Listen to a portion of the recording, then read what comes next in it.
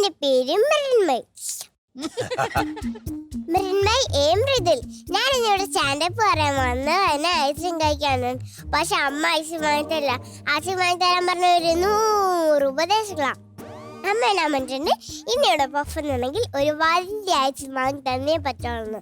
നിങ്ങൾ പറ, ഐസ്ക്രീം വെച്ചോടാത്തരാരുണ്ട്? പ്രത്യേകിച്ച് കുട്ടികൾ.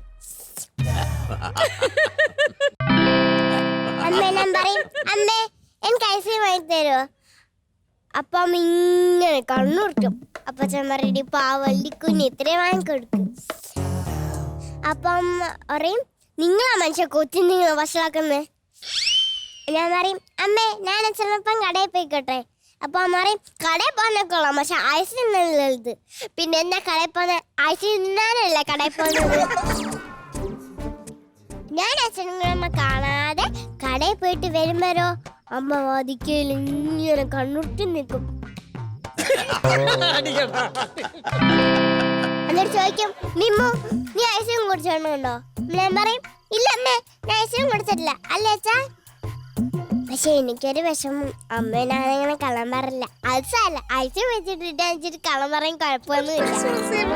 ഞാൻ അമ്മ കാണാതെ പമ്മി കിച്ചണിൽ പോയി ഫ്രിഡ്ജ് തുറന്ന് നോക്കുമ്പോഴോ വലിയ ഐസ്ക്രീമിന്റെ ഫാൻ പാക്ക് ഐസ്ക്രീം വെക്കുന്നു. തുറന്ന് നോക്കിയപ്പോഴോ പച്ചമുളക് ഇഞ്ചിയും വെളുത്തുള്ളി എല്ലാം അച്ഛൻ പറയാണ്ട് ഞാൻ ഫീസറിൽ നിന്ന് രക്ഷപ്പെടുത്ത് തിന്നു. ആ തിന്നെ അമ്മ അവിടെ ഒന്നുണ്ട്. ആരാ അവിടെ ഫ്രിഡ്ജ് തുറന്നേ? ഞാൻ പറഞ്ഞു, ഞാനല്ലമ്മേ, ഞാൻ ഫ്രിഡ്ജ് തുറന്നിട്ടുമില്ല, ഐസ്ക്രീം തിന്നുമില്ല.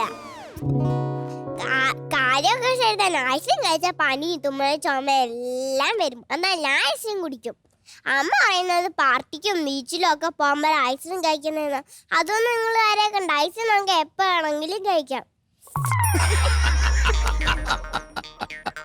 ഇനിയിപ്പോൾ ഇവിടുത്തെ കഴിഞ്ഞാൽ ഞാൻ ഐസ്ക്രീം മുഴുവൻ കഴിച്ചിട്ട് പോകും. പക്ഷെ പുറത്തു പോയി നമ്മൾ പറയുമ്പോൾ ഐസ്ക്രീം മുഴുവൻ മെൽറ്റായി പോയെന്നാ. ഇനി വേറൊരു ഐസ്ക്രീം കൂടെ വാങ്ങിത്താൽ നിങ്ങൾ എല്ലാം ഞാൻ ചിരിപ്പിക്കും. നിങ്ങളെൻ്റെ കൂടെ നിൽക്കണേ പ്ലീസ്. നിങ്ങളെൻ്റെ കൂടെ തന്നെ അമ്മ തന്നെ എന്തിനാ നിങ്ങൾക്ക് ഷെയർ ചെയ്യും. അതിപ്പോൾ ഐസ്ക്രീം ആയാലും അടിയായാലും.